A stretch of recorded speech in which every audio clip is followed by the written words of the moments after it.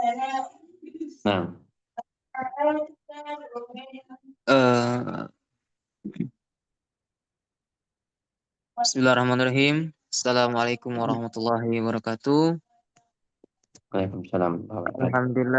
Alhamdulillahilladzi faddalana bani Adam bil ilmi wal amal ala jamil alam. Salatu wassalamu ala habibina wa syafi'ina wa lana Muhammad sayyidil arabi wal ajam wa ala alihi wa ashabihi yunabil ulum wal hikam. Asyhadu an la ilaha illallah wahdahu la syarikalah wa asyhadu anna Muhammadan abduhu wa rasuluh. Allahumma shalli ala sayyidina Muhammad. Amma ba'd.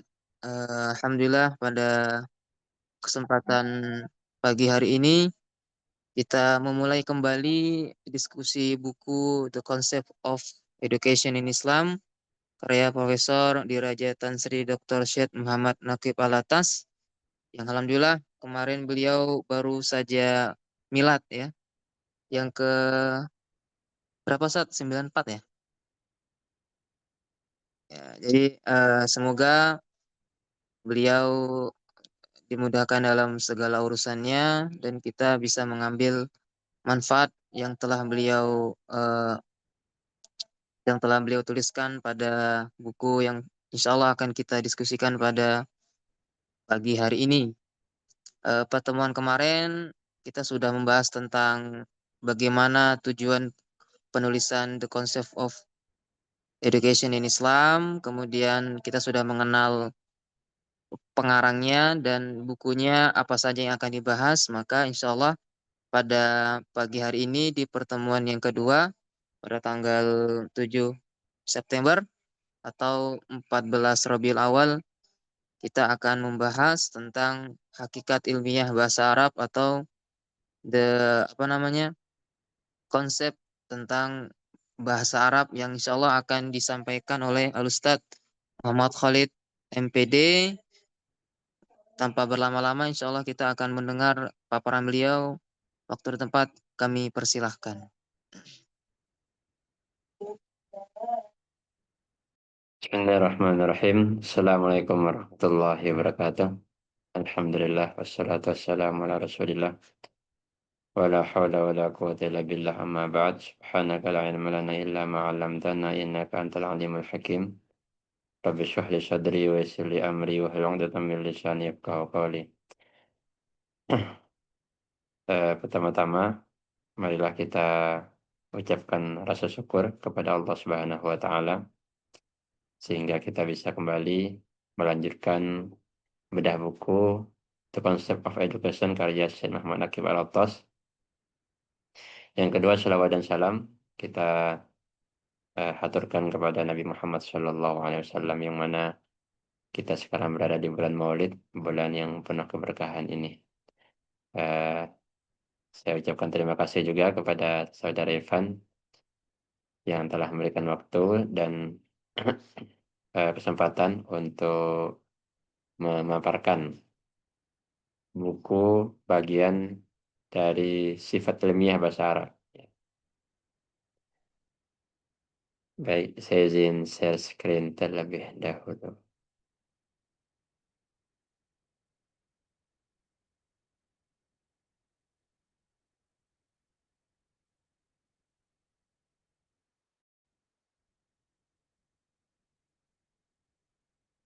Sudah terlihat belum ya?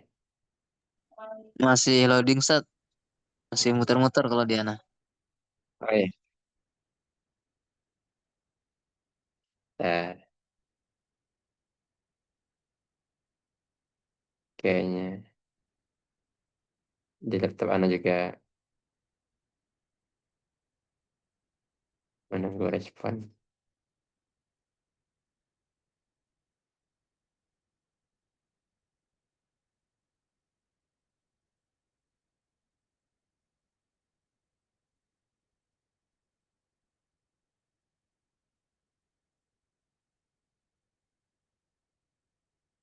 Terlihat? Masih loading nampaknya.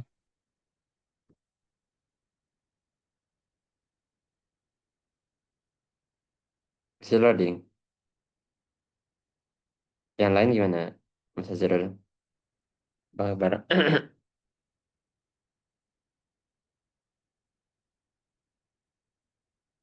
Masih loading, Ustadz. Masih loading. Ya, bisa.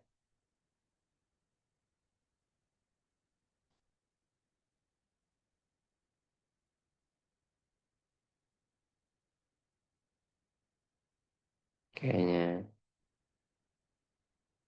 yang bermasalah. Ya,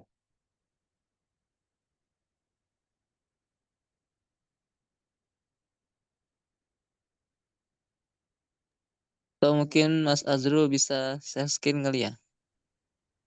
coba kirim ya.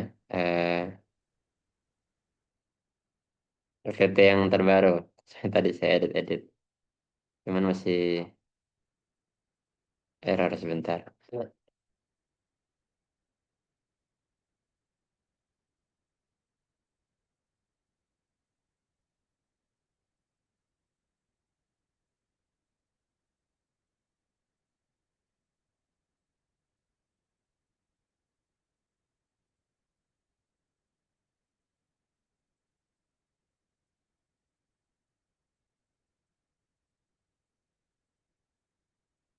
Recording in progress.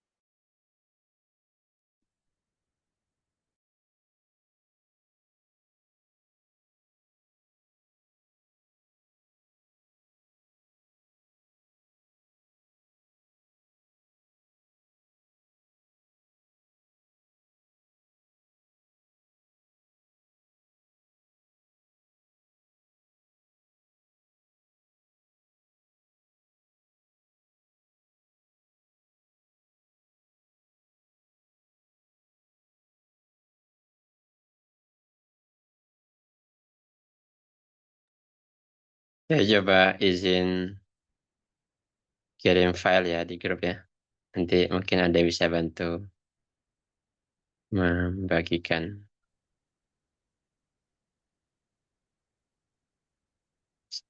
Hmm.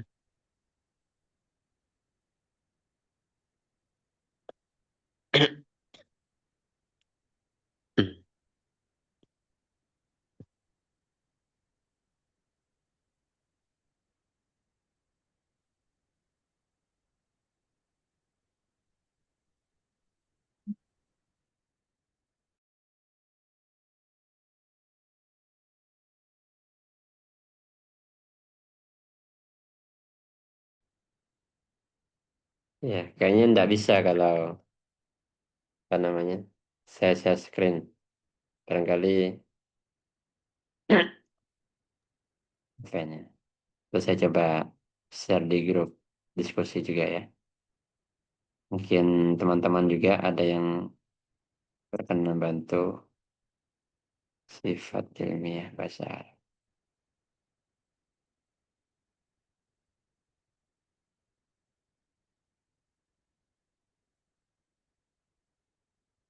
Hmm. Syazrul mungkin kayaknya laptop saya nggak bisa kalau Mas Azrul mungkin pakai HP soalnya nih. nah gitu. Kalau di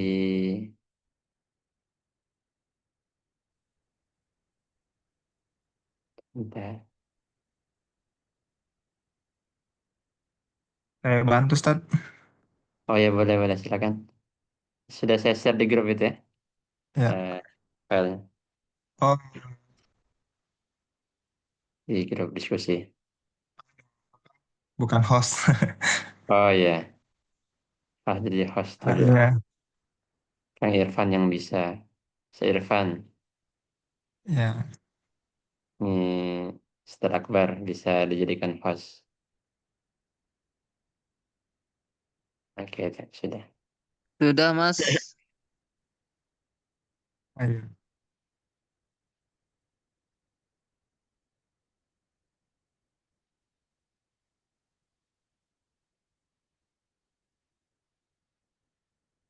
Oke, Ini saya kasih full ya. boleh.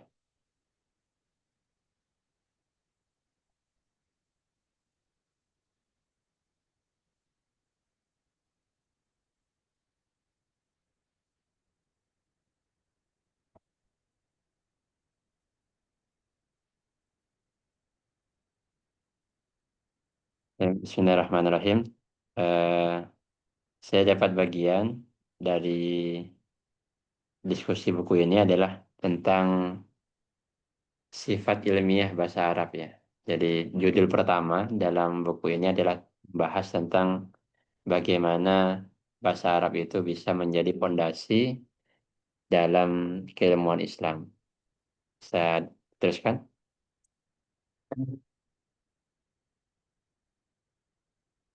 Baik, ya, the scientific nature of the Arabic language ya. Jadi sifat ilmiah Recording bahasa in Arab. progress.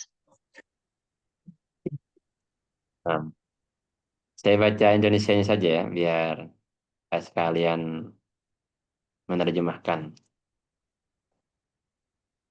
Ketika kita berbicara tentang metodologi dan penerapan yang benar dari simbol-simbol linguistik, pertimbangan pertama kita adalah memahami sifat ilmiah dari bahasa Arab, yang merupakan bahasa Islam. Nah, ini menarik ya. Jadi beliau eh, menamakan bahasa Arab itu sebagai bahasa Islam. Mungkin ini pertama kali kita baru mendengar ada bahasa yang identik dengan agama. Mungkin kalau bahasa Inggris tidak kita, kayaknya double ya suaranya enggak ya? Apa di laptop saya saja? Diana aman, Sat. Oh, aman. Oke, siap, siap. Eh, kalau bahasa Inggris mungkin tidak identik dengan bahasa Kristen ya. Cuman bahasa Arab ini karena Allah menurunkan Al-Quran dengan bahasa Arab, jadi bahasa Arab identik dengan bahasa Islam. Bahkan bukan identik, malah memang bahasa Islam, kata beliau. Kenapa? Ya, karena menjadi dasar ilmu-ilmu keislaman. Jadi, kalau kita belajar Islam, sepertinya mustahil kalau tidak dibarengi dengan belajar bahasa Arab. Ya, sholat saja bahasa Arab. Iya, ibadah, ibadah yang sangat krusial dalam Islam, yaitu sholat, itu harus dengan bahasa Arab. Ya, harus baca Fatihah. Kalau Fatihah diterjemahkan nggak bisa, ya. Atau tahiyat akhir kita terjemahkan nggak boleh. Jadi kalau ada orang baru masuk Islam, nah, maka dia harus ngafal. Mau nggak mau dia bisa bahasa Arab nggak bisa bahasa Arab harus ngafal, harus hafal Al-Fatihah. Nah, itu makanya bahasa Arab merupakan bahasa Islam dan menjadi dasar ilmu-ilmu keislaman. Serta melalui bahasa itu pula pandangan Islam tentang realitas dan kebenaran diproyeksikan. Jadi kalau kita bagi yang pernah belajar ulfi Islam ya, misalkan konsep agama, itu pasti yang dielaborasi adalah konsep din. Din itu bahasa Arab. Dan dari kata dana, nanti ada dayana, ada Madinah. Nah, itu. Kalau konsep, apalagi konsep kebahagiaan, itu yang dielaborasi adalah as-sa'adah. Nah, as-sa'adah. Sa'adatul akhirah, sa'adatul dunia wal akhirah. Kebahagiaan di dunia dan di akhirat. Konsep ilmu yang dielaborasi adalah ilm. Nanti kaitannya dengan amal, ya. Kemudian konsep apa lagi? Konsep kebebasan. Itu yang dielaborasi adalah al-ikhtiyar. Prof. Alatas tidak menggunakan hurriyah, melainkan ikhtiar.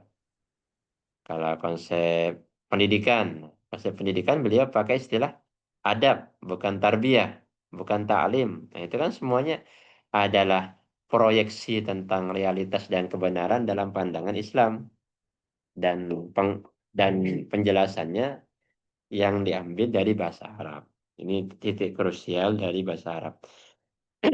Maka siapapun dari eh, orang Islam selayaknya untuk belajar bahasa Arab. Ya, jurusan apa aja, mau itu jurusan agama atau jurusan soshum dan saintek seharusnya belajar juga. Selain karena tuntutan ritual keagamaan, melainkan juga gambaran atau proyeksi tentang realitas dan kebenaran dalam pandangan Islam itu digambarkan dalam bahasa Arab. Jadi kalau udah jelaskan, kan ini berkaitan dengan semantik ya, akar kata. Kalau nggak pernah belajar sorof, itu bingung ya. Misalkan dana itu apa? Dana itu fi'il madhi, yan. Kan ada dain, ada dayan. Dain itu isim fa'il, dayan isim mubalaghah dari dain. Apalagi itu biar menjadi paham ya. Jadi sangat penting saya kira. Maka tidak aneh kalau Prof. Alatas memulai pembahasan dalam buku ini dengan sifat ilmiah bahasa Arab. Tentu belajar bahasa tidak harus sampai menguasai level tinggi ya. Kan ada tingkatan-tingkatannya. Minimal tingkatan dasarnya bisa. Ya kalau nahwu itu jurmiyah gitu. Kalau sorof ya amsilah tasrifiyah gitu. Tidak perlu sampai ke alfiyah atau tingkat kitab yang lain. Ya, cukuplah bagi yang cukup untuk memahami bagaimana akar kata dan turunannya itu bekerja. Jadi seperti itu. Nah, kemudian dengan ilmiah yang saya maksud adalah aspek definitif yang menjadi ciri ilmu pengetahuan. Jadi yang disebut sifat ilmiah bahasa Arab, apa itu ilmiah? Jadi yang ilmiah yang beliau maksudkan adalah sifat definitif atau eh at-ta'rif. At-ta'rif yang kalau kita belajar mantik, cara buat definisi atau buat ta'rif itu kan ada caranya ya. Yang menjadi ciri ilmu pengetahuan. Jadi ada tasawur, ada tasdik. Tasawur itu adalah gambaran konsep. Nah, tasawur itu bisa benar kalau definisinya benar. Sekarang kita nyinggung sedikit tentang mantik ya. Sebab ilmu itu adalah definisi. Nah, ilmu itu adalah definisi. Ini menarik ya. Jadi kata beliau, science is definition. Orang kalau debat misalkan, lomba debat, dulu saya alhamdulillah ketika kuliah beberapa kali ikut debat, itu sebelum kita mulai debat yang harus kita lakukan pertama kali adalah apa? Adalah menyamakan konsep. Nah, kalau konsepnya beda, nggak bisa kita perdebatkan. Nah, konsep itu intinya adalah definisi. Apa definisi yang Anda maksud tentang tema yang kita bahas? Nah, itu ta'rif. Dalam mantik, cara membuat definisi itu ada yang bersifat hard, ya, definitif, esensial, ya, definisi esensial yang diterjemahkan. Ada namanya rosem, definisi deskriptif atau aksidental. Ini berpindah lagi. Mas Azrul jadi host sekarang. Wah, saya nggak bisa share screen, Mas. Kayaknya laptop saya nggak mampu kayaknya. Coba ke host apa antum share harusnya sudah bisa. Oh gitu. Iya, maksudnya laptop anak kayaknya memang bermasalah kayaknya. Yang tidak bisa share screen. Tadi Mas Akbar yang Afan tadi sempat APK, ada kendala kah?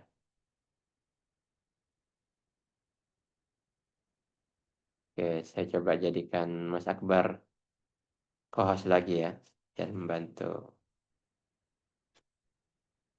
confirm. Oke. Sudah saya jadikan co-host, Ustaz Akbar. Barangkali bisa di-share kembali.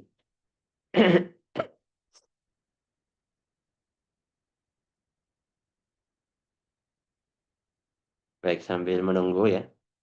Jadi saya jelaskan sekelumit tentang cara membuat definisi. Jadi kata Prof. Alatas, definisi itu kan dibagi dua. Ada definisi yang bersifat had, ada yang bersifat rosem. Nah, eh, jadi had itu adalah definisi yang mana definisinya terdiri dari apa? Dari jenis dan fasal. Nah, terdiri dari genus dan diferensial. Nah, supaya karena ini bukan pelajaran mantik, jadi saya beri contoh saja. Jadi bagaimana kita mendefinisikan manusia misalkan.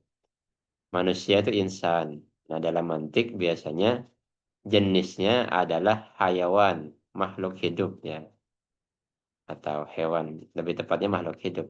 Itu jenis namanya genus. Kemudian diferensianya adalah natik yang berakal. Jadi al-insan huwa al-hayawanun natik. Manusia adalah makhluk hidup yang berakal.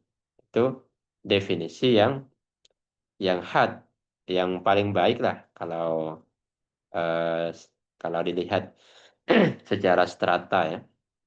Nah, kalau Rossum itu gabungan dari jenis biasanya jenis dan bukan fasal tapi dengan eh, khosoh atau aradun am ya. Itu istilah-istilah mantik ya. Nanti bisa bagi yang tertarik belajar mantik boleh. Kebetulan di pesantren saya lagi sedang belajar mantik dan tepat tepat pembahasan ini. Jadi agak agak ingat lah materinya. Nah, contohnya ya al-insan manusia. Diterjemah jenisnya al-hayawan, kemudian khosohnya adalah ad-dhahik ya. Al-insan huwa al-hayawanud dhahik. Makhluk hidup yang tertawa. Jadi tertawa itu identik dengan manusia, tapi bukan bukan pembeda pembeda yang identik. Atau di sini makhluk hidup yang berjalan tegak. Kalau kalau didefinisikan pak itu yang dengan tertawa itu namanya khosoh. Kalau dengan aradun am al hayawanul mutanafis itu kalau dimantik ya. Makhluk hidup yang bernafas. Bernafas maksudnya yang menghirup udara. Nah, itu jadi kalau kita yang dimaksud sifat ilmiah bahasa Arab, karena memang bahasa Arab itu punya apa? Punya bangunan ilmu tersendiri yang bisa didefinisikan secara apa? Secara ilmiah, secara definitif dengan pendekatan semantik dan pendekatan logika. Nah, itu. Jadi itu yang dimaksud dari ilmiah ya. Jadi ilmiah yang dimaksud di sini adalah yang bersifat definitif ya, aspek definitif yang menjadi ciri ilmu pengetahuan. Baik, selanjutnya.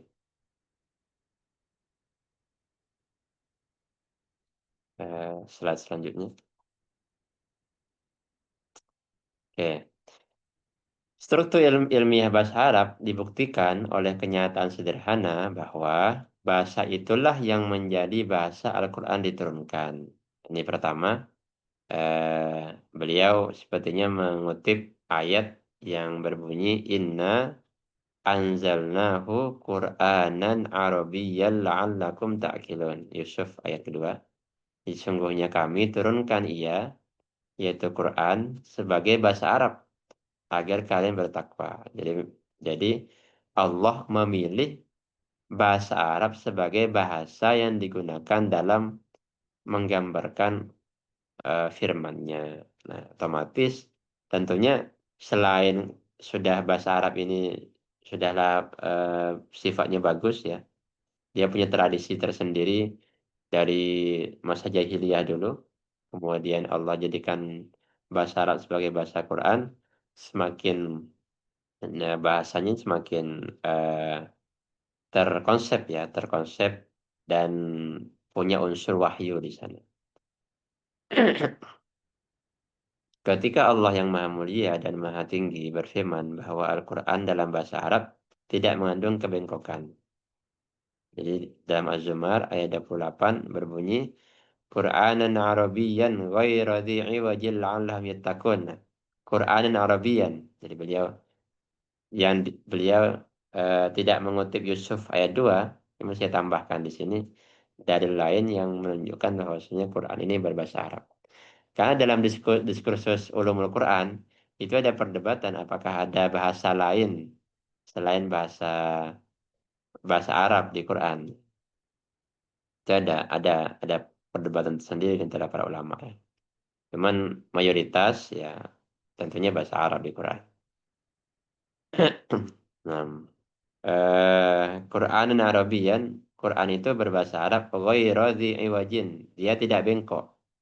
La'allahum yattaqun, agar mereka bertakwa. Nah, di sini yang menjadi titik tekannya adalah kenapa Allah menjelaskan bahwa bahasa Arab itu ya bahasanya Quran yang berbahasa Arab itu ghairu dhi iwajin. Dia tidak bengkok. Memang kalau bengkok itu seperti apa maksudnya? Terus lurus itu lurus apanya yang lurus gitu. Nah, itu yang menjadi pembahasan. Maka yang dimaksud dengan merujuk pada bahasa adalah bahwa karena Al-Quran merupakan sumber pengetahuan sejati. Nah, Quran adalah sumber pengetahuan. Jadi sampai sekarang pun Quran ini ditafsirkan tidak berhenti-berhenti dari zaman sahabat sampai sekarang selalu bermunculan tafsir-tafsir. Baik dari tafsir bil ra'yi, tafsir bil maksur, ada tafsir isyari, tafsir yang bersifat saintifik, tafsir ahkam, tafsir apa lagi? Tafsir logoh, macam-macam ya. Ya, kalau tafsir ahkam kayak At-Tabari, tafsir bahasa kayak Az-Zamakhsyari, ya. Ulama-ulama Nusantara seperti Syekh Nawir Bantani juga punya punya karya Marah Labid namanya. Ulama-ulama sekarang pun kayak Kiai Afifuddin Dimyati yang di Jombang itu baru selesai rampung menafsirkan Quran 30 juz. Kayak Soleh Darat ada juga. Jadi Quran ini adalah sumber pengetahuan. Bentuk linguistik yang menjadi perantara mengalirnya pengetahuan itu. Dan sarana bagi pengetahuan itu untuk mengalir. Juga harus bersifat sedemikian rupa sehingga ia tidak mungkin mengandung kebengkokan. Jadi karena Quran itu adalah sumber pengetahuan, kemudian ada bahasa yang menjadi perantara, bahasanya adalah bahasa Arab, itu yang kedua. Yang ketiga, dan bahasa itu menjadi sarana pengetahuan untuk bisa dijelaskan, maka itulah kenapa Quran itu tidak bengkok. Karena maksud tadi ya, dia menjadi sumber pengetahuan dan ada bahasa. Bahasa menjadi perantara adalah bahasa yang unik. Seperti itu. Ya, ini penyimpangan dari jalan lurus. Tidak mungkin mengandung kebengkokan atau penyimpangan dari jalan lurus. Qayyim. Qayyim itu lurus. Dari makna-makna yang menyampaikan kebenaran secara langsung tanpa menyimpang ke arah lain, tanpa distorsi. Nah, yang perlu ditekankan itu yang disebut bahasa Islam itu adalah bahasa Arab yang ada di Quran. Ya, karena bahasa Arab ini kan luas ya. Nah, kalau bahasa Arab kontemporer itu ada perubahan. Tapi kalau bahasa Arab Quran tidak, dia qayyim, dia tegak lurus. Dia dalam garis lurus. Ya, tidak iwaj, tidak bengkok. Jadi yang tidak bengkok itu adalah bahasa Quran. Bahasa Arab Quranik mungkin kalau saya istilahkan ya. Karena bahasa Arab ini kan banyak. Ya, ada bahasa kontemporer. Kalau kita belajar, ada banyak perubahan di sana bahasa Arab yang kontemporer. Seperti itu. Baik, selanjutnya. Nah, bahasa-bahasa. Nah, beliau kemudian mengomentari selain bahasa Arab. Bahasa-bahasa pada umumnya rentan terhadap perubahan semantik yang disebabkan oleh naik turunnya sejarah dan masyarakat, serta rentan terhadap interpretasi yang relatif dan subjektif dalam simbol-simbol linguistiknya. Ya. Karena itu, bahasa secara umum tidak menjamin ketepatan ilmiah dengan menghormati makna khususnya makna yang menyampaikan kebenaran mutlak dan objektif. Dan saya cari kira-kira bahasa lain itu yang berubah karena unsur sejarah dan sosial itu apa saja. Ini ada beberapa contoh ya, nanti bisa dicek. Dalam bahasa Inggris kata gay itu abad ke-19 artinya ceria, bahagia, penuh warna. Nah, kalau sekarang gay itu lebih dominan ke homoseksual ya. Nah, ini berubah karena perkembangan sosial budaya masyarakat barat sekarang yang lebih postmodern. Dalam bahasa Indonesia, kata bajingan itu dulu artinya pengemudi gerobak sapi. Jadi sebuah profesi. Kalau sekarang maknanya jadi makian. Dalam bahasa Arab juga sama. Nah, bahasa Arab yang kontemporer, sayyarah. Nah, sayyarah itu kan sekarang artinya mobil. Dulu artinya rombongan orang yang bepergian bersama-sama. Itu namanya sayyarah. Rasulullah berdagang ke Sam. Ya, rombongan. Itu sayyarah namanya. Kata hatif. Hatif itu dulu artinya suara ada tiba-tiba ada suara. Orangnya nggak ada. Kayak dari ada jin atau malaikat berbicara dari langit. Itu hatif namanya. Nah, sekarang artinya telepon. Itu ada perubahan. Jadi bahasa-bahasa secara umum itu mengalami perubahan rentan terhadap interpretasi yang relatif ya kayak G tadi bisa berubah. Nah, nah kalau bahasa Arab Quran dia dikunci, nah dikunci dari perubahan. Kayaknya contohnya di sini kata din. Kata din itu selamanya akan bermakna merujuk kepada agama atau sistem ketaatan yang benar, yang menggambarkan Islam. Dia tidak bisa digambarkan hanya sebatas ritual semata. Baik, selanjutnya. Nah, namun terhadap bahasa Arab, sekarang beliau kemudian mengomentari kalau bahasa Arab bagaimana? Kan bahasa Arab, bahasa yang lain itu mengalami perubahan-perubahan. Nah, kalau bahasa Arab, namun terhadap bahasa Arab kita mengatakan bahwa ia tidak termasuk dalam kategori yang sama dengan bahasa lain sejauh menyangkut struktur semantiknya. Jadi sejauh struktur semantik itu tidak bisa berubah. Apalagi yang Quran ya, yang dipakai dalam Al-Quran.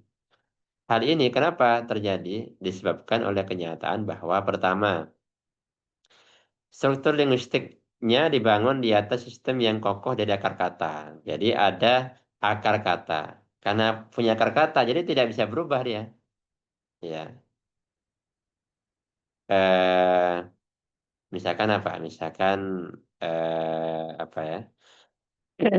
Yang sering dipakai kayak adab ya, adab dari kata adaba ya, adaba ya dibu tidak salah. Nanti lari ke makdubah, lari ke makdub, adib dan seterusnya. Tarbiyah, robba, yurabbi, robbul alamin. Nah, itu namanya akar kata. Jadi semua kata dalam bahasa Arab itu punya akar katanya, punya fi'il madinya. Kan ada perdebatan ya dalam bahasa Arab. Apakah akar kata itu adalah fi'il madi atau masdar? Itu ada sendiri perdebatan dalam dalam diskursus bahasa Arab ya. Intinya bahasa Arab itu punya akar kata. Baik kalau kita mau narik akar katanya ke fi'il madi atau ke masdar. Nah, kan adaba ya adaba itu fi'il madi. Kalau masdarnya sama, adaban. Tapi ada akar kata yang lain yang beda. Ya, dana, yadinu, diyanatan. Fi'il madinya dana, masdarnya diyanatan. Nah, baik. Robba yurabbi tarbiyatan. Fi'il madinya robba, masdarnya tarbiyatan. Akar katanya ada yang mengatakan robba, ada yang mengatakan tarbiyatan. Itu yang pertama. Jadi bahasa Arab tidak bisa berkembang atau berubah dan mengalami relativitas interpretasi karena kokoh dari sistem akar katanya. Yang kedua, struktur semantiknya diatur oleh sistem bidang-bidang semantik yang jelas yang menentukan struktur konseptual yang melekat dalam kosakata. Nah, jadi kosakata itu nanti bisa berkembang dan perkembangannya itu sudah diatur dalam bahasa, dalam ilmu sorof ya. Ada masdar, ada fi'il mudhari, ada isim fa'il, isim maf'ul, ada fi'il amr, fi'il nahi, isim zaman, isim makan, isim alat. Ya. Nanti kalau ketambahan domir bagaimana? Domir mukhotob, domir ghaib. Kalau mukhotobnya jamak bagaimana? Kalau musanna bagaimana? Kalau mufrad bagaimana? Itu semuanya ada. Ada ukuran-ukuran yang jelas. Tidak bisa di Tidak bisa kita sembarangan menginterpretasikan tanpa menggunakan ilmu yang sudah dirumuskan para ulama. Yang ketiga, dan hal itu juga ditetapkan secara permanen oleh di atas serta kata-katanya, makna tata bahasa, dan prosodi. Prosodi itu arut ya. Jadi ilmu bahasa ini kan banyak ya. Ada nahwu, ada sorof, ada balaghah. Ada lagi namanya arut. Nah, arut itu diterjemahkan dengan prosodi. Kata-kata ini mufradat, makna ya. Ini beliau menggunakan istilah apa nih? Words, meanings, grammar. Grammar berarti nahwunya. And prosody, yaitu arutnya. Arut itu lebih identik kepada syair-syair ya, syair-syair bahasa Arab.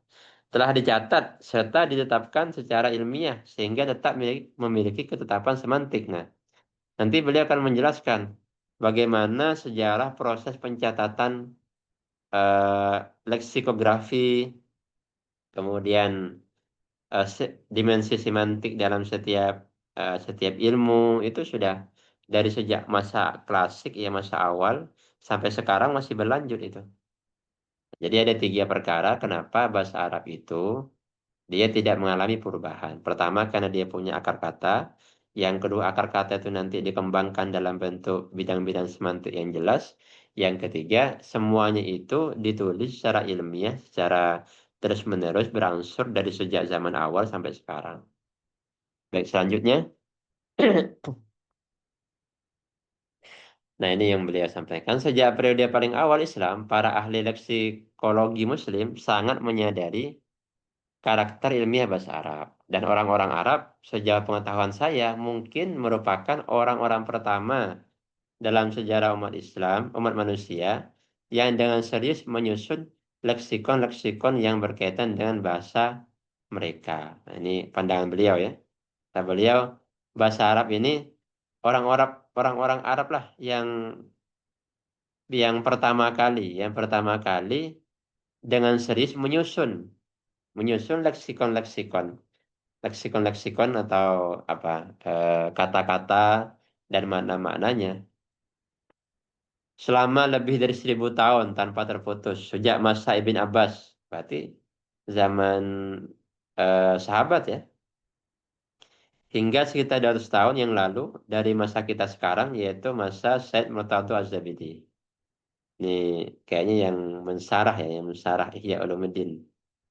Ithafus Sadatil Muttaqin ala Ihya Ulumuddin. Ntar saya izin laptop dulu ya.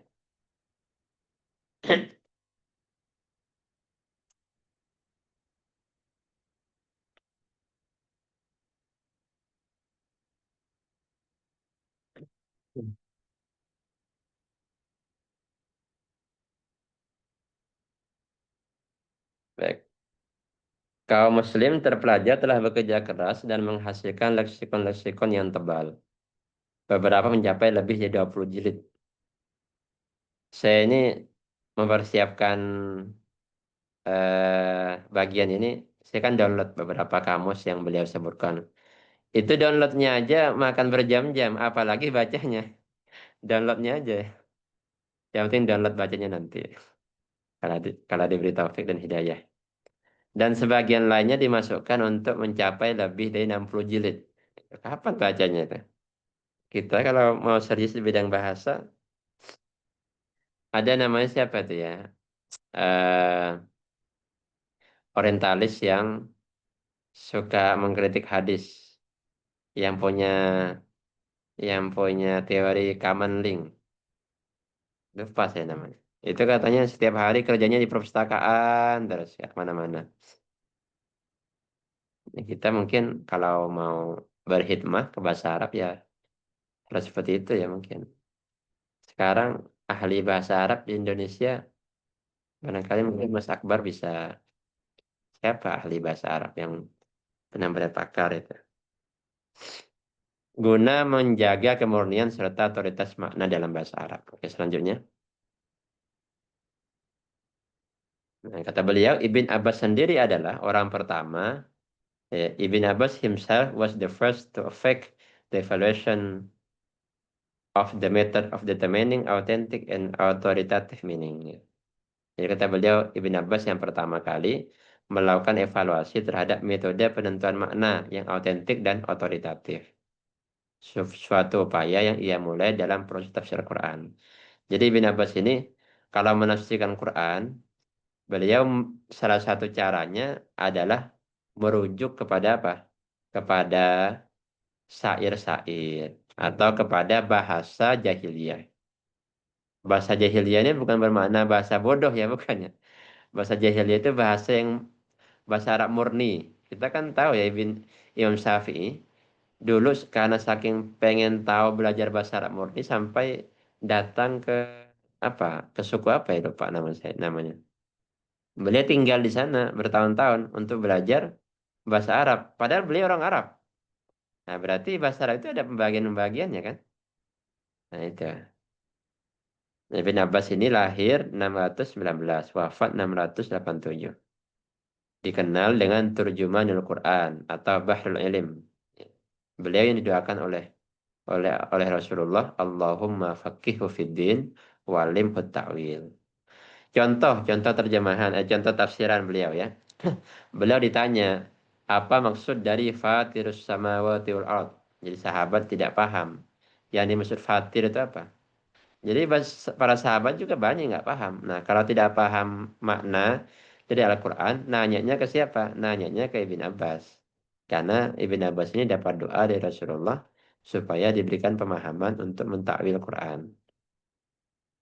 Nah, kemudian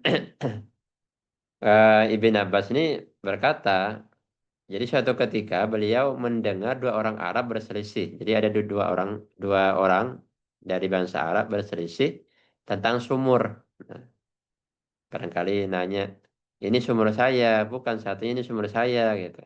Kemudian salah satunya bilang, Ana fatar Tuhan. Ana fatar Tuhan. Artinya apa? Aku yang pertama kali menggali atau memulai sumur itu. Jadi fatara berarti apa artinya? Artinya memulai. Jadi fatirus samawati wal ard adalah zat yang memulai penciptaan langit dan bumi. Jadi cara menafsirkannya dicari fatir ini orang Arab tuh menggunakan fatir dengan apa? Dalam konteks apa? Bagaimana dia menggunakan? Itu berarti cara menafsirkan Quran secara bahasa, secara linguistik. Selanjutnya, nah, pada masanya proses pengujian keaslian makna serta penetapan otoritas tertinggi terkait kata-kata, makna tata bahasa dan prosodi bahasa Arab klasik sudah mulai dilakukan ya. Jadi penulisannya sudah mulai. Dan pada abad kedua Hijriah, pembagian metodologis ke dalam 4 kelompok yang ditujukan untuk menentukan dan menetapkan otoritas autentik atas semua aspek bahasa Arab. Jadi kalau secara historiografinya, penulisan bahasa Arab ini terbagi ke dalam 4 kategori ya. Kata beliau, al-jahili, kemudian al-mukhadram, al-islami, dan al-muwaddal. Nah, al-jahili itu berarti syair-syair jahiliyah ya.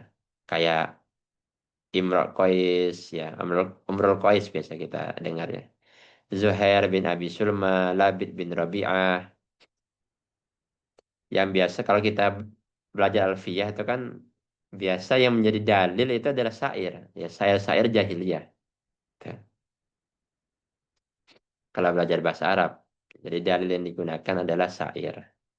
Selanjutnya fase kedua adalah fase mukhadram, penyair atau penutur yang hidup di dua zaman. Jadi penyair-penyair yang dia hidup di zaman jahiliyah plus juga hidup di zaman setelahnya. seperti Hasan bin Sabit, Ka'ab bin Zubair, Nabighah Al-Ja'di. Nah, kemudian Islami, kategori Islami, bahasa yang sudah digunakan sejak masa awal Islam ya, setelah turunnya Quran. Ya, dan ini biasa digunakan yang biasa dipakai oleh para sahabat dalam khutbah-khutbah, doa, atau mahfuzat-mahfuzat atau makoti-makoti, uslub-uslub yang biasa digunakan oleh Sayyidina Ali bin Abi Thalib dan seterusnya. Ini menjadi sudah terstandarisasi oleh perkembangan dan pemahaman para sahabat terhadap Al-Quran. Nah, zaman sekarang ini namanya Al-Muwaddal, yang dijadikan pilihan syair-syair terpilih oleh ulama. Biasa yang bisa kita temukan dalam karya Al-Mufaddal, Al-Mufaddal Ad-Dabbi dalam karyanya Al-Mufaddaliyat. Ini sudah terstandarisasi dengan terukur. Jadi ada 4 ya, Al-Jahili, Al-Mukhadram, Al-Islami, Al-Muwaddal. Ini kategori perkembangan bahasa Arab awal, masa awal. Selanjutnya,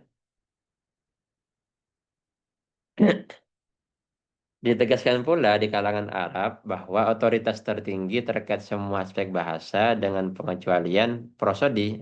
Jadi kitab-kitab yang akan kita bahas setelah ini itu bukan berkaitan dengan arut, lebih ke leksikografinya ya, lebih ke kamus gitu. Pembahasan semantiknya adalah Al-Quran dan berikutnya adalah hadis Nabi. Jadi otoritas tertingginya adalah Al-Quran dan hadis. Jadi kalau kita belajar bahasa Arab, yang dirujuk selain syair-syair jahili, yang paling tinggi adalah Al-Quran dan hadis. Ya, kalau prosodi atau arut, yang dirujuk adalah syair-syair jahiliyah. Mungkin Mas Akbar ini banyak belajar tentang ini ya. Saya bukan jurusan PBA soalnya. Tapi biasanya dipelajari lebih dalam prodi BSA ya, bahasa dan sastra Arab, biasanya lebih ke unsur bahasanya kalau BSA. Kalau PBA itu lebih ke metode pengajarannya, metode pembelajarannya kan. Beberapa leksikon terkenal yang disusun dari abad kedua hingga abad ke-12 Hijriah antara lain. Nah, beliau ini nyebut banyak kitab. Saya download satu-satu di internet. Alhamdulillah, cuma satu yang nggak dapat ya. Yang lain ada semua. Tinggal mau baca atau enggak ini. Ya. Kitabul Ain. Murattaban ala hurufil mu'jam. Karya Al-Khalil bin Ahmad Al-Farahidi. Ini karya paling tua yang beliau sebutkan. Abad kedua ya. Abad kedua ya. 6. Kitabul Ain ya, karya Al-Khalil. Kemudian ada kitab Jamharatil Lughah li Abi Bakar Muhammad bin Hasan bin Duraid. Ya, abad keempat. Ya. Kemudian Tahdzibul Quran karya Abi Mansur Muhammad bin Ahmad Al-Azhari. Ini kamus ya, intinya kamus semantik bahasa Arab. Bisa di-download nanti. Atau saya kirimkan semuanya dalam bentuk file, bisa tinggal di-download semuanya. Mujmalul Lughah li Abi Al-Husain Ahmad bin Faris bin Zakaria Al-Lughawi. Al-Lughawi berarti pakar bahasa. Ibn Faris ini. Yang dirujuk oleh siapa itu? Sahrul Ibn Faris. 6. Selanjutnya. Ini juga. Era selanjutnya, ujung abad keempat, As-Sohah Tajul Lughah wa Sihahun ya. Bukan Sohah. Wa Sihahul Arabiyah. Karya Ismail bin Hamad Al-Jauhari.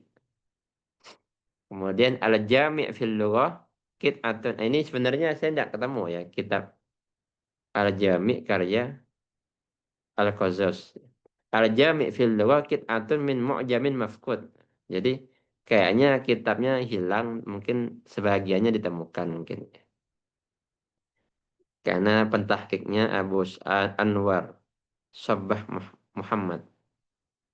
Al-Jami ini yang mengarang adalah Abi Abdillah Muhammad bin Ja'far At-Tamimi.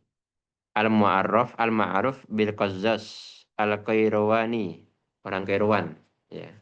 Kairouan Maroko ya tidak salah. Namanya Al-Qazzaz. Al-Qazzaz. Kemudian Muhkam. Al-Muhkam wal Muhit Al-A'zam fil Lughah. Karya Ali bin Ismail bin Sayyidi. Bin Sayyidi. Ya, wafat 458. Era selanjutnya ada Asasul Balaghah. Karya Zamakhsyari. Zamakhsyari ini meskipun Mu'tazilah, tapi eh, kalau kita mau belajar tafsir Quran dari segi bahasa bisa baca Al-Kasyaf, tapi jangan ambil akidahnya. Karena akidahnya Mu'tazilah. Selanjutnya ada Al-Mughrib fi Tartibil Mu'rib. Karya Al-Imam Al-Lughawi Abil Fattah Nasiruddin Al-Mutarrizi. Al-Mutarrizi. Wafat 610. Kemudian Al-Ubab. Al-Ubab Az-Zakhir Wal-Lubab Al-Fakhir. Ini karya karya beliau.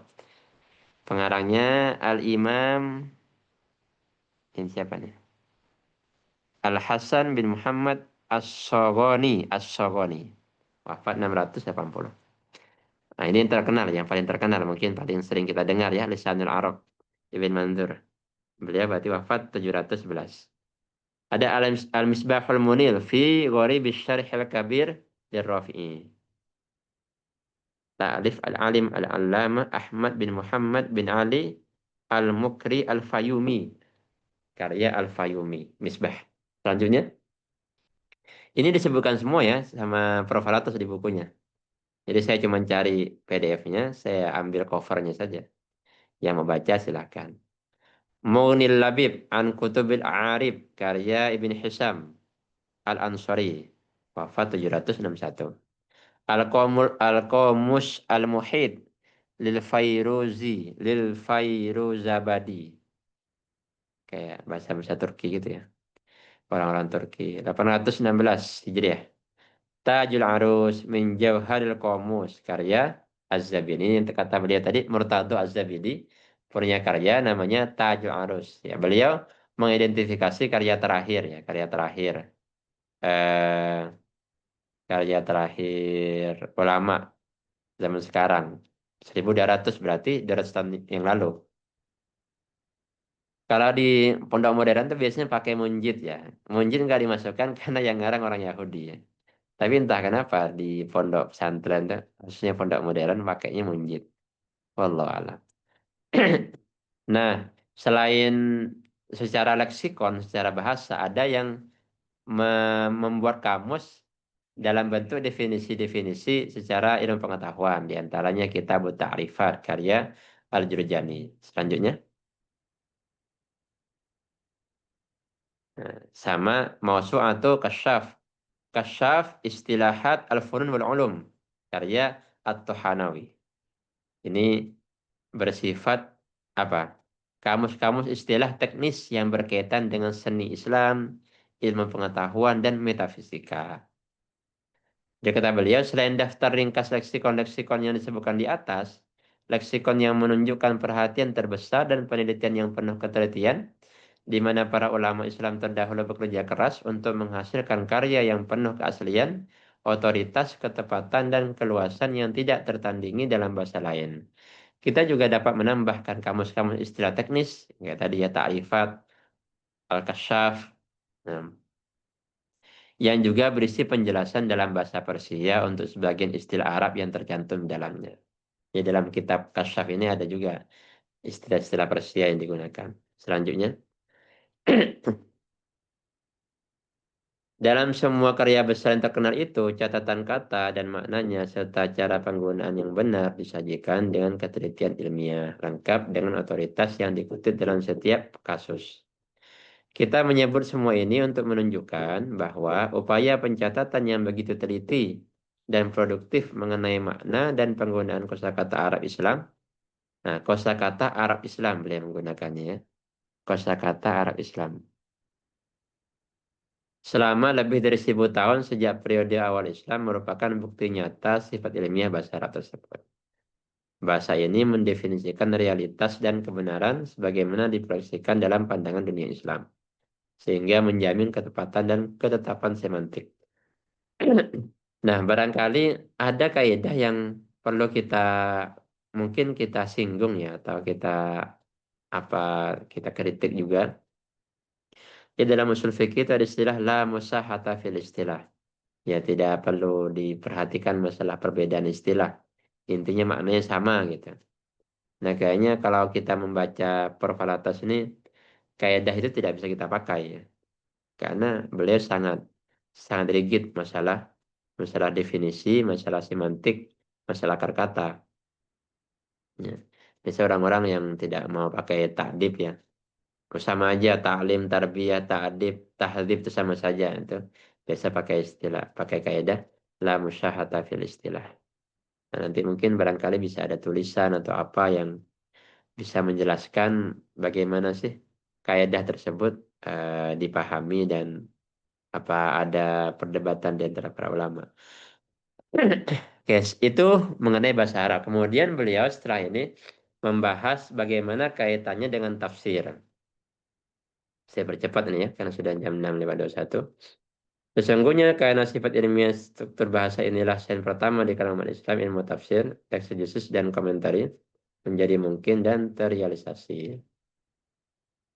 Bentuk tafsir ini bukanlah tafsir yang identik dengan hermeneutika Yunani atau hermeneutika Kristen, dan bukan pula semacam ilmu interpretasi kitab suci yang ada dalam budaya atau agama lain. Dalam tafsir tidak ada ruang untuk dugaan atau spekulasi, tidak ada ruang untuk penafsiran berdasarkan pembacaan subjektif atau pemahaman yang hanya bersandar pada ide relativisme historis, seolah-olah terjadi perubahan semantik dalam struktur konseptual bahasa. Baik, selanjutnya. Jadi ini saya bandingkan ya, kata beliau kan tafsir Islam itu berbeda dengan hermeneutika Yunani, hermeneutika Kristen. Ini perbedaannya. Bisa dibaca ya secara intinya kalau hermeneutika Yunani itu kan dia biasa dipakai untuk menafsirkan teks-teks filsafat, metodologi, ya drama, karya sastra, novel itu biasanya pakai hermeneutika Yunani dan sifatnya spekulatif ya, simbolis, estetis, sering terbuka untuk ditafsir. Kalau hermeneutika Kristen tuh ya perkembangan dari apa kitab suci mereka yang terdapat perbedaan di beberapa tempat dan di beberapa aspek sehingga perlu berkembang namanya hermeneutika. Jadi hermeneutika itu sebenarnya tidak bisa dipakai untuk menafsirkan Quran karena dia tidak bebas nilai ya. Dia identik dengan apa namanya dengan agama Kristen karena konteks kitab suci mereka yang problematis dan kalau hermeneutika Yunani juga sama tidak bisa dipakai untuk menafsirkan Quran. Intinya berbeda ya. Ini saya percepat tidak saya bahas satu persatu. Selanjutnya, nah dalam tafsir proses penafsiran didasarkan pada Al-Quran dan hadis yang didukung oleh pengetahuan tentang bidang-bidang semantik yang mengatur suatu konseptual dari kosakata Quran yang memproyeksikan pandangan Islam terhadap realitas dan kebenaran. Oleh karena itu, ia didasarkan pada pengetahuan yang mapan mengenai bidang-bidang makna yang terkandung dalam bahasa Arab. Nah, jadi beliau kemudian menjelaskan tafsir itu apa? Tafsir itu adalah sebuah metode ilmiah dan ia menekankan kondisi pengetahuan mapan mengenai simbol-simbol linguistik yang diberikan dan maknanya sebagaimana ditentukan oleh konteks semantik sehingga mendekati sifat suatu ilmu yang pasti. Intinya gini, beliau itu memberi contoh ayat apa perbedaan ada tafsir ada takwil ya. Contohnya yukhrijul hayya minal mayyit. Artinya kan Allah mengeluarkan kehidupan dari kematian. Beliau mencontohkan tafsir itu ketika kita tafsirkan yang mati itu adalah telur, kemudian al-hayy itu burung. Jadi Allah mengeluarkan kematian, mengeluarkan kehidupan dari kematian. Jadi mati dulu baru hidup. Jadi telur itu kan mati, kemudian eh, telurnya pecah, burungnya kemudian bisa terbang. Nah itu tafsir. Jadi pemaknaan sederhana, namanya tafsir. Kalau takwil itu dia lebih lebih dalam. Misalkan kalau takwil itu ditafsirkan seperti ini. Allah mengeluarkan orang kafir menjadi orang beriman, gitu. Atau mengeluarkan kebodohan mengeluarkan ke mengeluarkan pengetahuan dari kebodohan. Itu namanya takwil. Jadi lebih identik dengan apa ya nih ya? Lebih identik ke takwil yang beliau paparkan ini. Saya kira itu adalah dalam dalam ulumul Quran namanya tafsir birro'yi itu tafsir birro'yi dan eh, tafsir birro'yi itu kan macam-macam ya, ada tafsir isyari, tafsir ilmi, tafsir apa lagi, tafsir ahkam dan seterusnya. Tapi kalau yang tafsir yang menurut Prof. Alatas ini kayaknya lebih ke tafsir bil maksur sama tafsir lugawi kayaknya. Memang beliau menggunakan istilah tafsir takwil karena nanti ada kaitannya dengan konsep alam dalam Islam ya. Selanjutnya, ini penjabaran beliau tentang takwil sudah saya jelaskan tadi. Selanjutnya, kita percepat sudah jam 6.26. Nah, contoh lain, wa yunazzilu minas sama'i ma'an fayuhyi bil arda ba'da mautiha. Allah menurunkan dari langit air yang menghidupkan dengan air itu akan bumi setelah kematiannya. Ini gambaran bagaimana kita bisa menafsirkan Quran dengan Quran yang lain. Ini tafsir Quran bil Quran, namanya tafsir tafsir maksur ya. Wasama dzatur roja. Ya. Dan langit itu punya apa? Menurunkan hujan. Roja itu kata beliau menandakan suatu yang kembali berulang-ulang. Jadi hujan itu kan selalu turun ke bumi. Makanya di Quran disebutkan wasama dzatur roja. Langit itu punya hujan. Nah, pakai istilah roja karena hujannya terus-menerus turun. Nah, kata beliau ini sama dan din. Jadi agama ini eh, salah satu medan makna din kata beliau adalah hujan yang berulang. Berarti maksudnya agama ini adalah agama yang selalu benar, tidak akan mungkin salah. Itu takwilan beliau. Selanjutnya, eh, oke, ini sudah penutup ya. Next, intinya sama lah. Jadi kesimpulannya pertama, bahasa Arab sebagai bahasa ilmiah. Selanjutnya, yang kedua, kesadaran ulama Muslim sejak awal untuk menuliskan atau mensistematisasikan leksikografi bahasa Arab. Selanjutnya, yang ketiga ada metode tafsir sebagai ilmu. Metode tafsir yang beliau maksud adalah tafsir secara bahasa dan secara maksur. Ya, maksur itu Quran ayat satu menafsirkan dengan ayat yang lain itu. Selanjutnya, nah kemudian beliau menjelaskan juga antara tafsir dan takwil. Tadi saya katakan tafsir lebih ke makna literal, sedangkan takwil lebih dalam maknanya. Selanjutnya, nah beliau menjelaskan memberi contoh ya konsep hidup dan mati dalam Quran dan hadis. Bagaimana cara menafsirkan yukhrijul hayya minal mayyit. Next. Oke, ini kesimpulannya. Saya kira itu untuk pertemuan kali ini. Saya kembalikan kepada Ustaz Irfan. Silakan.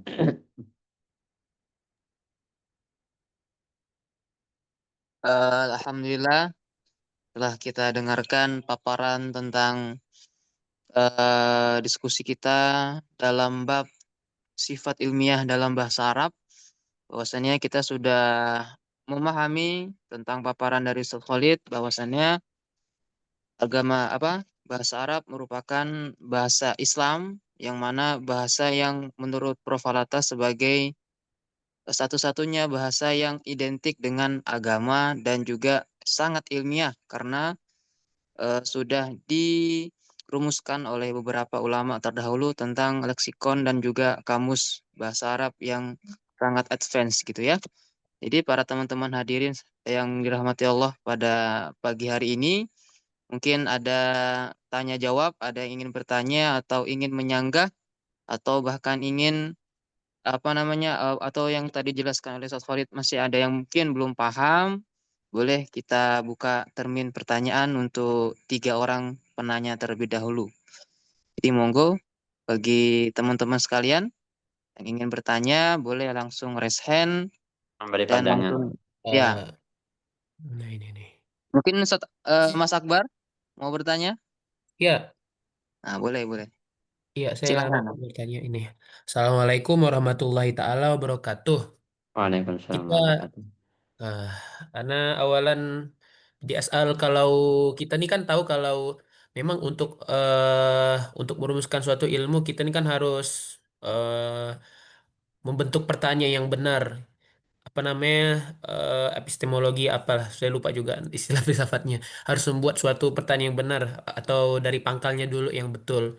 Itu kalau dari aspek pertama.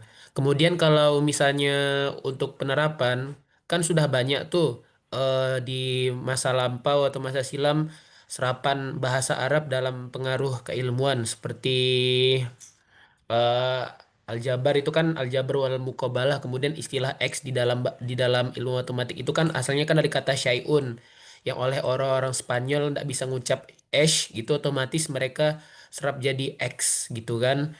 Maka pertanyaan saya ini, kalau dalam dalam pengaruh modern begini, kenapa saya lihat bahasa Arab nih belum bisa memberikan suatu warna baru atau misalnya pengaruh baru dalam pengembangan ilmu pengetahuan atau sains di masa kini? Apakah karena eh apa nama belum bisa setajam zaman dulu gitu pengaruhnya atau ada faktor lain gitu? Terima kasih.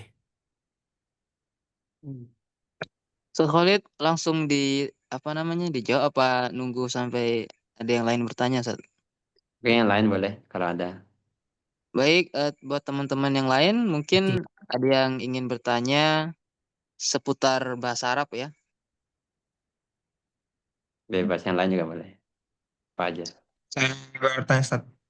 Nah, Ah, tafadhol. Saya mau konfirmasi aja, Ustaz. Kayak tadi saya ada apa salfok ya mungkin ya. Kayak di buku mu'allad, di PPT mu muaddal. Nah, itu Ah, mungkin iya. bisa dijelasin lebih lanjut, Ustaz. Terima kasih. Oke. Eh, baik, mungkin satu penanya lagi atau mungkin saya satu mau bertanya nih. tafadhol, tafadhol. Gini mungkin simple saja. Tadi kan Profil atas itu kan di apa namanya? Ini kan istilahnya bab pertama kan ya di dalam buku ini kan yang kita diskusikan ini. Nah, bagi Ustadz Khalid, apa yang ingin Profil atas itu bahas? Kan ini kan kita tahu semuanya apa namanya buku pendidikan. Mengapa bab pertamanya itu beliau menjelaskan tentang pentingnya atau sifat ilmiah bahasa Arab. Mungkin Ustadz Khalid bisa menjelaskan apa yang ingin dituju oleh Profil atas sebelum kita membahas tentang pendidikan. Kenapa kita membahas tentang bahasa dulu nih? Nah, seperti itulah ya pertanyaannya. Mungkin itu pertanyaan dari Anasat. Afwan. Baik. Eh, syukran ala soal. Yang pertama dari Mas Akbar ya, tentang kenapa bahasa Arab sekarang ini kok tidak seperti dulu yang punya peran besar dalam perkembangan ilmu pengetahuan, khususnya di bidang sains dan teknologi. Ya tentunya jawabannya karena zaman dulu umat Islam itu sedang maju di bidang ilmu pengetahuan, sehingga bisa memberi pengaruh terhadap perkembangan ilmu pengetahuan di peradaban yang lain. Ya, ini namanya apa gantian ya, dulu yang berpengaruh Islam, sekarang yang berpengaruh dari Barat. Kedepannya kayaknya Cina yang berpengaruh ini. Wa tilkal ayyamu nudawiluha bainan nas ya. Sekarang aja yang umat Islam yang dapat Nobel kan baru berapa? Mungkin satu atau berapa ya, yang orang Pakistan kalau tidak salah ya. Siapa itu? Abdus Salam. Itu pun Ahmadiyah itu akidahnya. Nah, sedangkan yang lain, kalau Habibie, dia punya banyak teori tentang pesawat kan. Jadi kata anaknya itu Ilham Habibie, kalau belajar tentang pesawat, akan ditemukan banyak teori Habibie gitu. Cuman kan orang kenal nama saja, tidak tidak pakai istilah bahasa Arab gitu, tapi pakai istilah nama sekarang. Teori yang digunakan adalah teori dengan penisbahan kepada nama. Itu PR kita bersama, bagaimana kita bisa mengembangkan dunia dunia pengetahuan di bidang sains dan teknologi sehingga bisa berperan sebagaimana dahulu. Ya, ini kan para teman-teman selalu diberi nasihat ya. Kita semua diberi nasihat oleh guru-guru kita supaya membangun kepakaran. Nah, di Itmam ini ada Mas Azrul ini.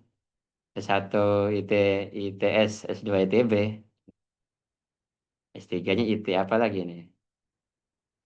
Itu ya semoga lah dengan adanya orang-orang seperti Mas Azrul ini bisa berperan lebih soalnya kita lihat guru-guru kita rata-rata yang S1 sains, S2-nya malah melenceng ke pendidikan, melenceng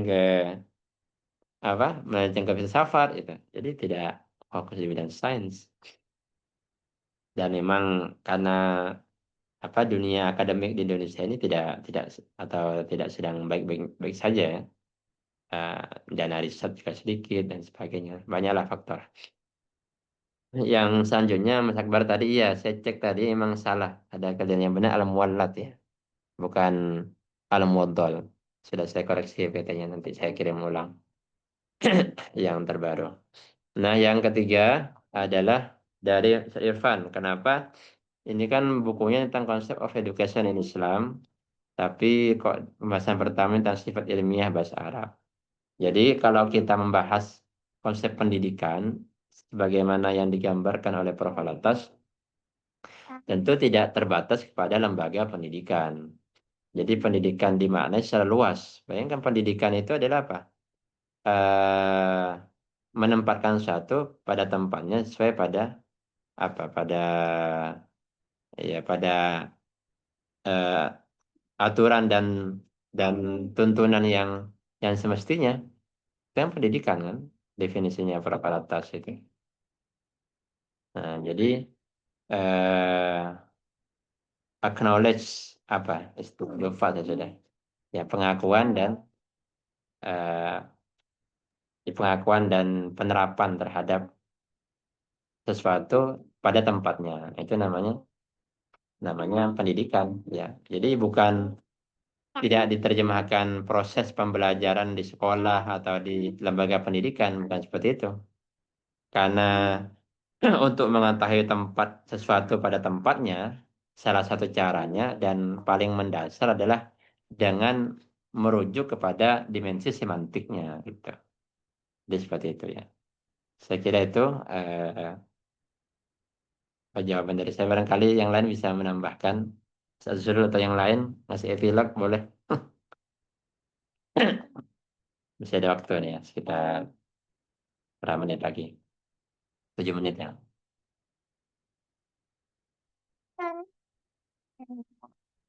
Mungkin ada dari peserta lain yang ingin menambahkan atau mungkin malah ingin bertanya. Silahkan. Saya usahakan boleh. Oh iya, silakan.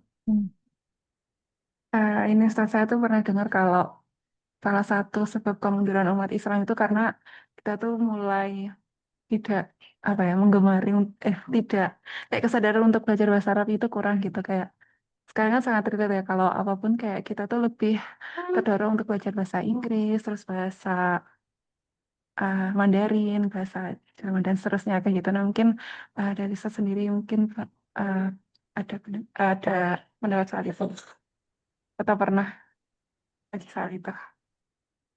Pernah apa? Ya menurut saya mungkin seperti apa? Oh iya, pandangan ya. Oke, betul.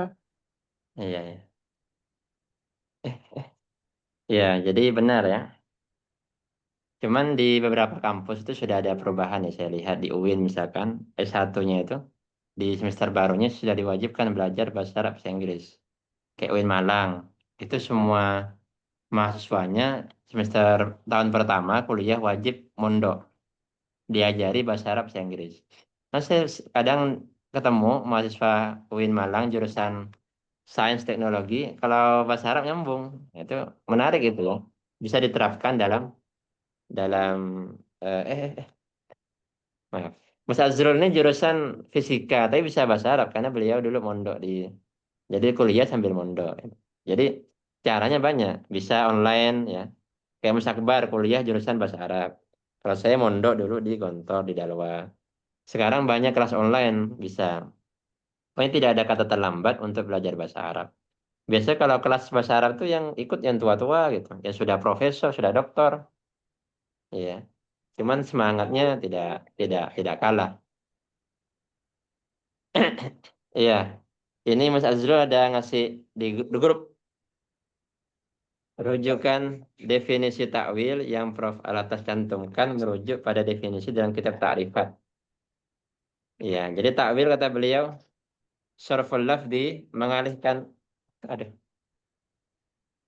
Yuma, Yuma, nonton aja ya. Sarful lafzi mengalihkan lafaz an maknahu ad-dhahir dari maknanya yang jelas ila maknan yahtamilhu kepada makna yang terkandung. Ya ini takwil takwil dalam ulum Al-Quran seperti itu ya. Cuman yang saya pertanyakan itu ya bentar saya antar ini dulu ya. Saya antar anak saya dulu ya.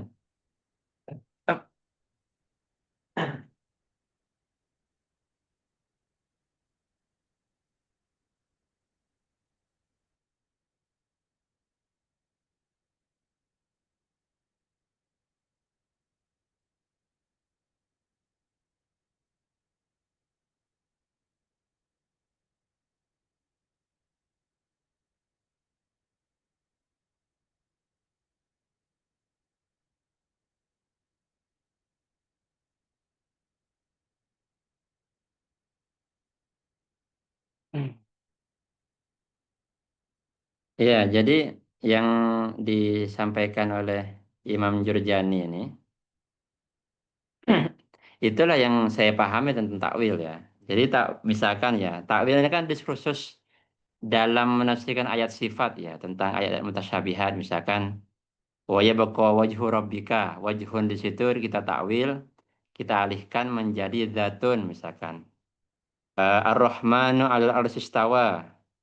Istawa kita takwil menjadi istaula misalkan. Jadi kan seperti itu yang kita pahami selama ini kita belajar ulumul Quran. Nah, yang biasa diperdebatkan antara Asy'ari dan Salafi kan itu.